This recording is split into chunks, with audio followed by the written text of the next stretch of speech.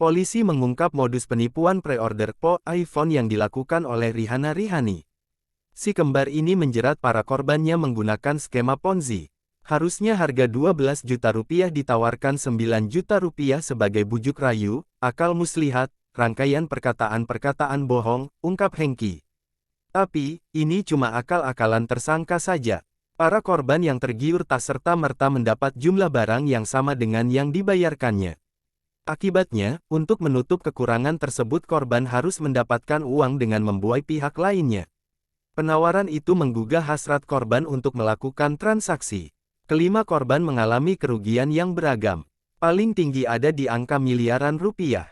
Si kembar Rihanna dan Rihani menjadi tersangka atas kasus penipuan dan penggelapan uang 35 miliar rupiah. Motifnya, mengelabui korban dengan modus pembelian handphone iPhone murah. Direktur Reskrimum Polda Metro Jaya Kombes Hengki Haryadi menerangkan, Rihanna dan Rihani menawarkan harga yang lebih murah dari pasaran. Misal harga 12 juta rupiah dijual 9 juta rupiah. Itu tipu muslihat perkataan-perkataan modus, kata Hengki Haryadi dalam konferensi pers di Direktorat Reserse Kriminal Umum Polda Metro Jaya, Selasa tanggal 4 Juli tahun 2023. Mereka menawarkan dengan harga yang cukup menarik dan mengaku sebagai distributor, kata Hengki. Padahal faktanya, Rihanna dan Rihani juga membeli ponsel di toko-toko biasa. Bukan dengan mendapatkan harga khusus seperti sebagai seorang distributor.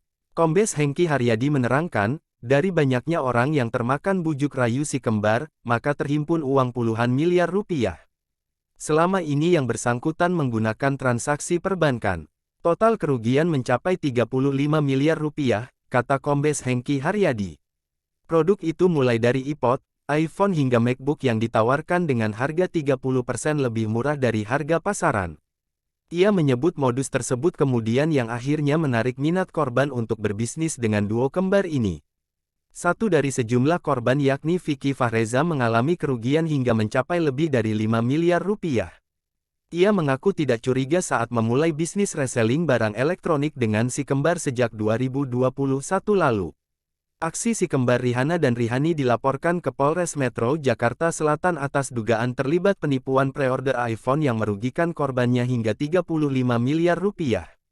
5 korban pun telah melaporkan aksi penipuan ini ke Polres Metro Jakarta Selatan dan kasus kini telah naik ke tahap penyidikan. Polisi menyebut duo kembar ini menjerat para korbannya melalui cara menawarkan iPhone dengan harga yang murah. Wakasat Reskrim Polres Metro Jakarta Selatan, Kompol Henrikus Yosi, mengatakan bahwa beberapa korban mendapatkan tawaran menarik dari pelaku yakni produk Apple yang dijual dengan harga miring. Produk itu mulai dari iPod, iPhone hingga MacBook yang ditawarkan dengan harga 30% lebih murah dari harga pasaran. Ia menyebut modus tersebut kemudian yang akhirnya menarik minat korban untuk berbisnis dengan duo kembar ini.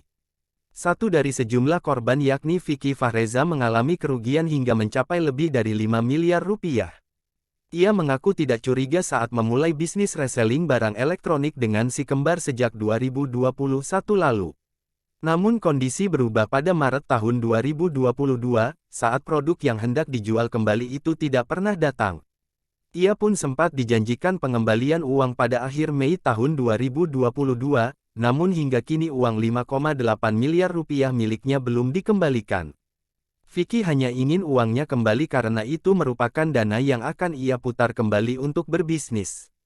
Ia merasa kesal karena sepeser pun dirinya belum menerima pengembalian dana, begitu pula korban lainnya. Modus yang digunakan si kembar dalam membuat korbannya mau menjadi reseller adalah menawarkan produk dengan potongan harga Rp500.000 per unit. Para korban pun diwajibkan membayar penuh barang yang dipesan dan barang itu dijanjikan tiba dalam waktu 2 minggu. Polisi menyebut total kerugian yang ditimbulkan dari aksi penipuan pre-order ini mencapai 35 miliar rupiah.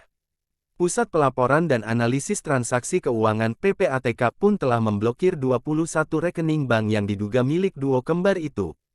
PPATK menduga pelaku menggunakan transaksi tunai untuk mempersulit pelacakan sistem perbankan. Demikian berita-berita viral dari akun Oktastory. Jangan lupa subscribe channel ini biar tidak ketinggalan upload berita terbaru dari kami. Terima kasih.